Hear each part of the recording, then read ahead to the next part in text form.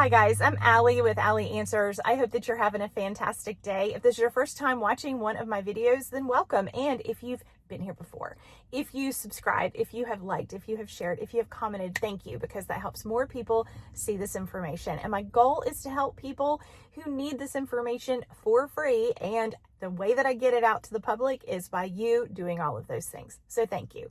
I see some dynamics repeat themselves over and over again, so I think it's important to share what I've learned, and maybe it can help you as well. One of the struggles that families have when it comes to dealing with their loved one's dementia is that situations sometimes have to change. And it is absolutely normal, especially if we are the spouse of that person, the sibling, or the adult child, is we want to get our loved one's buy-in. Maybe that person needs some support in the home. They need help at the house sometimes, or maybe it's time to talk about senior living, or we need to make a modification to the house. The person needs assistance getting in and out of the shower, and if we put in a new shower stall, for example, it'd be easier for them to get in and out. And what I hear families say all the time is that I just need to talk to my loved one more time. I need to get them to understand. I need to get them to agree. And I want to talk to you today about why that might not be the best goal and what we need to think about instead. And you might be saying, oh, I'm going to treat my loved one with respect.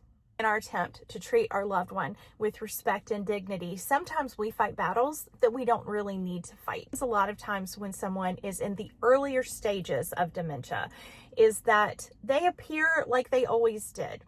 They look the way that they always did, and so we a lot of times are responding to them in the same patterns that we always did. Maybe we always wanted our father's approval, or we always wanted our mother to agree with us about things, and so we still continue to repeat those patterns. And that includes even if we're trying to convince them that they need help in the home, or they need a modification to the house. And those things are natural and normal, but they're not always helpful. One of the results of dementia is that a person is often overwhelmed. They're getting all this information and they're having trouble processing it. Processing information the way that you do is no longer happening in their brain. They can process, but it's going to be different. Maybe it takes a lot longer to process what you're saying. Maybe they need to think harder about that situation. Or maybe they totally lack the ability now to agree with you. If you are a family member or a professional that's trying to help someone with dementia, you might be dealing with anosognosia. Anosognosia. I hate that word. It's so hard to say. Anosognosia.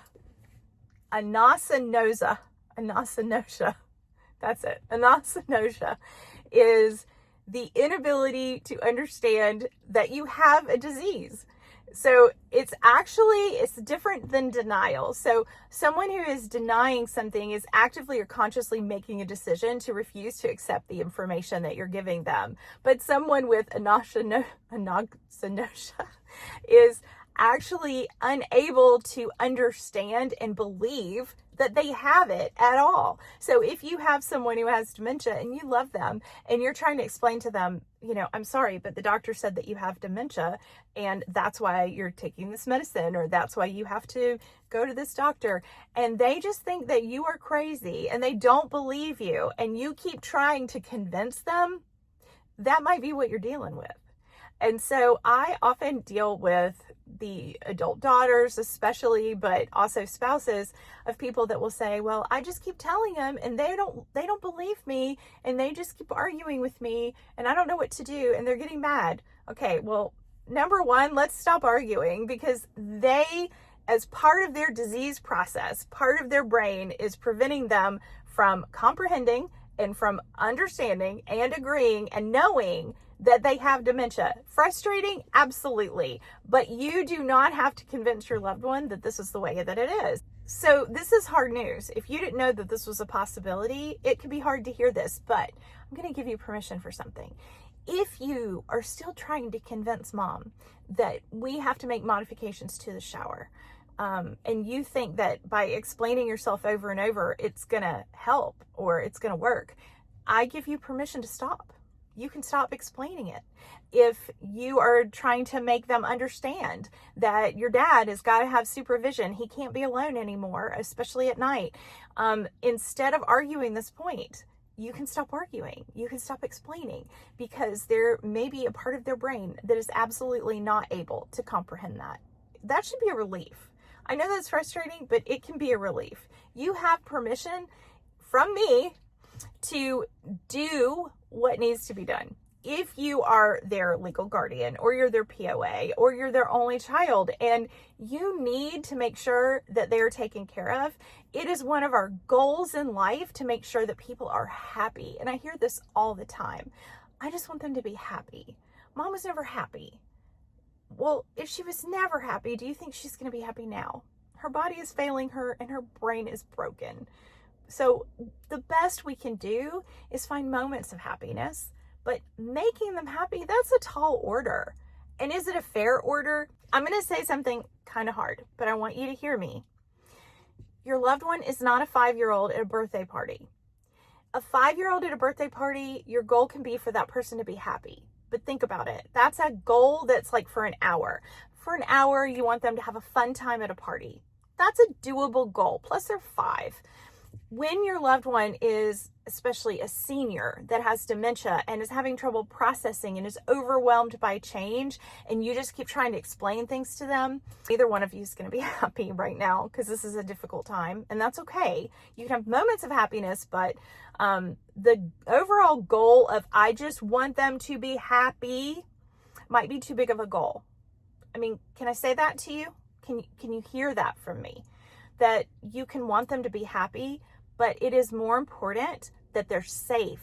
Safety comes first. Safety comes first before happiness. I want all my people to be happy. I want you to be happy. I want everyone to be happy. It's more realistic to know that we can make them safe, and then we can try to make them more comfortable. But I think making them happy is a goal that, honestly, you can take that off your plate. You can mark that off your list. It's okay, because you cannot be responsible for anyone else's happiness, and that is a heavy burden to carry. Now, being responsible for their safety, being responsible for their medical care, making sure that they take their medicine appropriately and that they're showered, that's big enough. Can we say that's big enough? And that giving them moments of happiness, like eating chocolate ice cream or going for a ride or sitting on the porch and listening to the birds, giving them moments of happy is doable. Making them happy is something that, like I said, we can only do for a short period of time, like a 5-year-old at a birthday party. Recognize your limitation. You may only be able to make them safe, and they may not be happy. And then recognize their limitations. They may not be able to understand what you're doing, which means they may never agree, and they may never say, yeah, let's change the bathroom. Absolutely, bring people in to take care of me.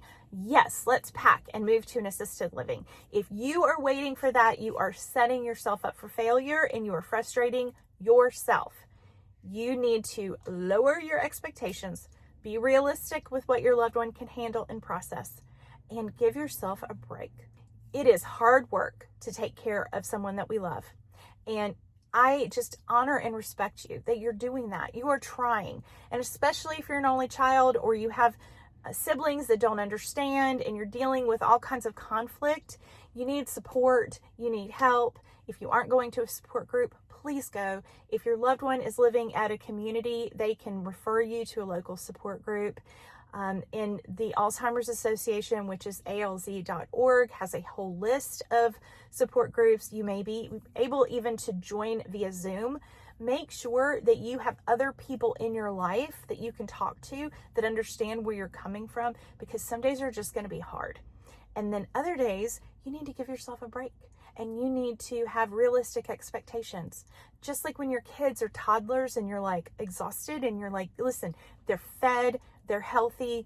Was it the best day? No. Did I yell at them? Yeah. Okay. When you're the parent of a toddler, you give yourself that grace. So I'm asking you as a caregiver to give yourself grace as well, for all the reasons that I've stated. And I hope that this information was helpful to you today. If there is someone that you think needs to see it, you can hit the share button and send it to them with a text message or an email, or you can share it to your social media. Thank you for loving your loved one. Thank you for every angst-filled moment when you can't sleep and you're worried about the next step. Thank you for treating your loved one with honor and dignity, even when you're frustrated and tired. And just thank you for being there for them. I appreciate you and I see you. Thank you so much and have a great day. Bye-bye.